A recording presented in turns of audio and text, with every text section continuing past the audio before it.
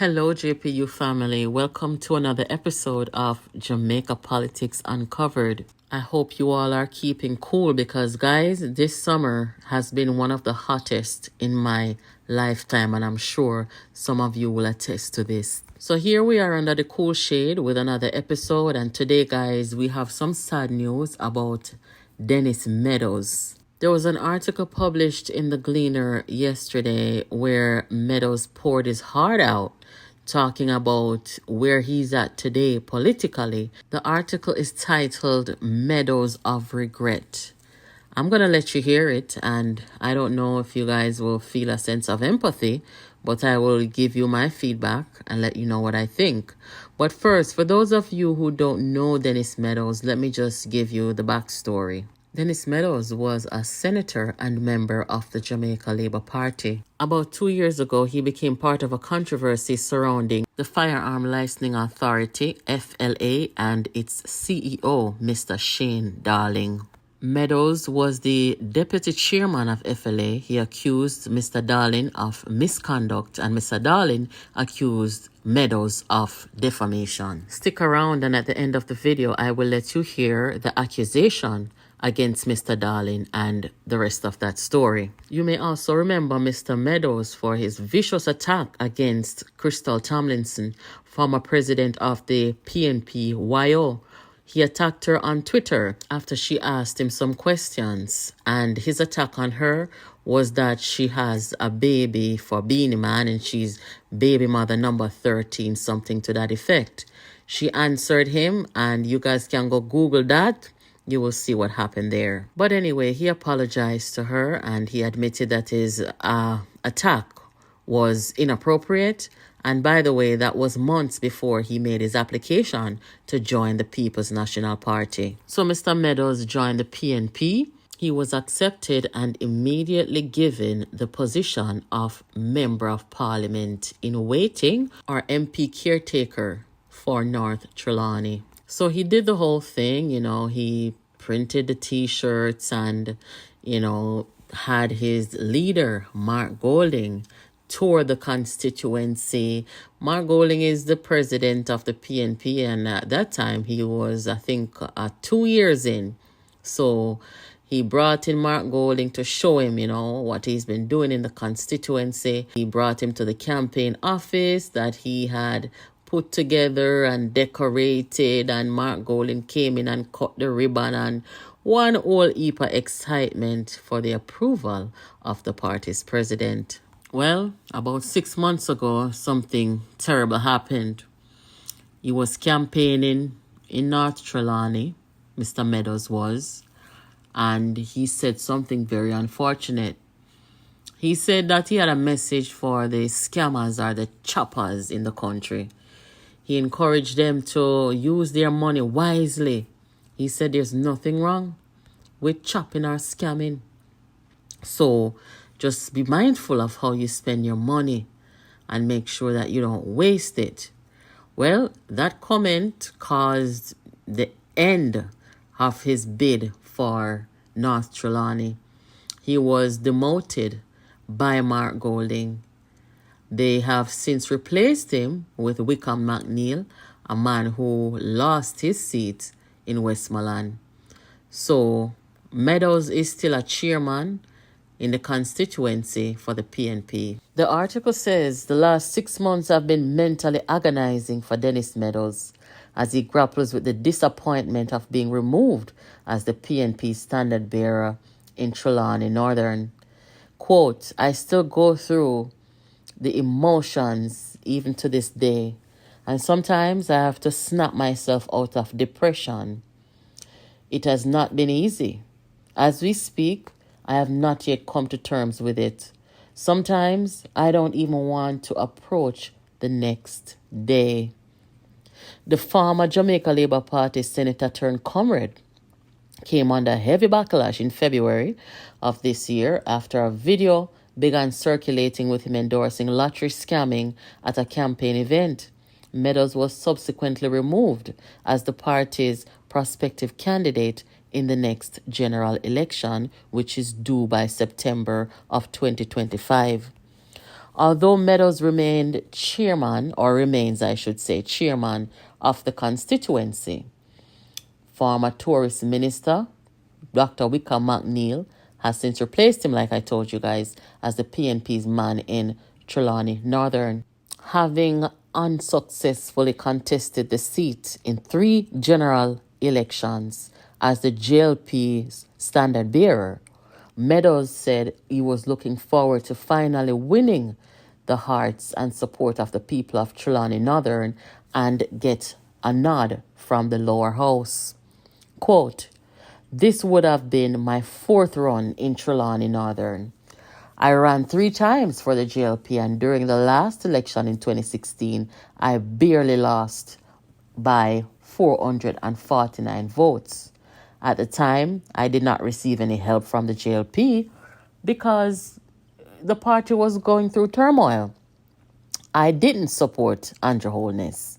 So when my time came to run, I received absolutely no help, financially or otherwise." Meadows says that a political error, in his view, doesn't cancel anybody. He says, "I believe there's always hope for redemption, and the people of North Trelawney know me. They know what I stand for, and therefore they have assured me of their forgiveness. So I'm satisfied, and I look forward down the road to representing them one day." At the same time, the former senator told the Gleaner that while he understands the party's decision and fully supports the new candidate, he still struggles with feelings of regret. Meadows shared that he had invested resources and efforts into building his PNP political campaign after joining the party in 2022, months after his resignation from the Jamaica Labour Party. Quote, "It is not easy to see one's passion and dream being deferred after a lot of emotional investment, financial investment, time away from family, and the sacrifices you make when you seek to represent the people. I don't think people appreciate the kind of sacrifices one makes. To have that pulled from under my feet, particularly by my actions, continues to haunt me. I do have a conscience, and I can be very hard on myself. I hold myself accountable. I am doing it for the greater good of the party in terms of supporting my successor, but it is not easy." As he reminisced on the action that brought him public scrutiny and outcries, Meadows admitted that he was irresponsible in utilizing his platform for the endorsement of illicit gains. He further apologized to the people of North Trelawney for the disappointment. Quote, "My actions were stupid and regrettable. I am known, and those who know me expect much of me because I have accrued tremendous and enviable goodwill, support, and respect within the parish of Trelawney, more North Trelawney. It was just a stupid utterance, and up to this day, I still wonder how it came out of my mouth." Furthermore, Meadows told the Sunday Gleaner that he expected more psychological support from the PNP as he battled with feelings of regret and disappointment over the last 6 months.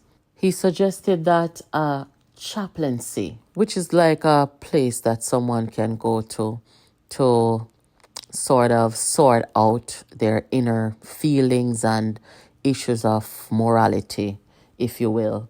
So he suggested that a chaplaincy department be set up to assist candidates who are removed.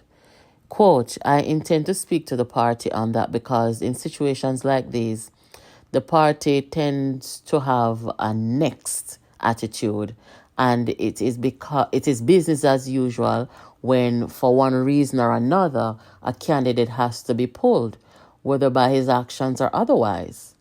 Asked if he would consider a return to the Senate if asked to serve, Meadows said that he is ready to serve anywhere the party requests. Meanwhile, he shared that he is playing his part of energizing the constituency as they await the next general election. He's also confident that his successor will return the Trelawney Northern constituency to the PNP. He's also focusing on rebuilding his relationship with Jamaicans. Quote, I am prepared to do what I need to do to win the trust and forgiveness of the Jamaican people, but more North Trelawney. They were also disappointed and demoralized by my withdrawal because the seat was energized and the path to victory was almost inevitable. To have all of that removed and snatched from your grasp is not easy. What I'm happy for at this time is that the support of my family and good friends who have my back is there. That was probably what kept my mental health somewhat stable. I have a very supportive wife and family. They chastise me when I need it, but they always have my back. Guys, let me know what you think in the comments. I kind of feel sorry for Meadows, in that he's dealing with these daunting regrets, this emotional baggage that he was left with after making that unfortunate comment. In any organization, guys, whether it be a religious organization, political organization, workplace organization, I do believe that there should be emotional, psychological help for people who are struggling, no matter, what it is that caused their struggle. I do strongly believe in that. I don't wish depression and them things there on anybody, so I hope that he gets the help that he needs. He's not blaming anybody for his action. I think he's taking full responsibility.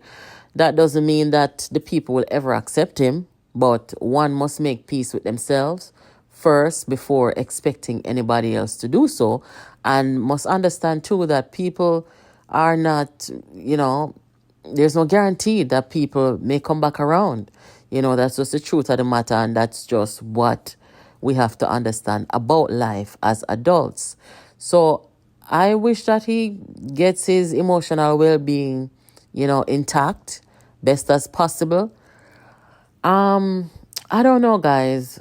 Let me know what you think in the comments. I don't really have any blame because him done pour out him gut already and we know what happened already. But Lord of mercy, this is just not good news. Anyway, I'll play the video I promised that I will play at the end. You guys make sure that you keep it locked here to Jamaica Politics Uncovered.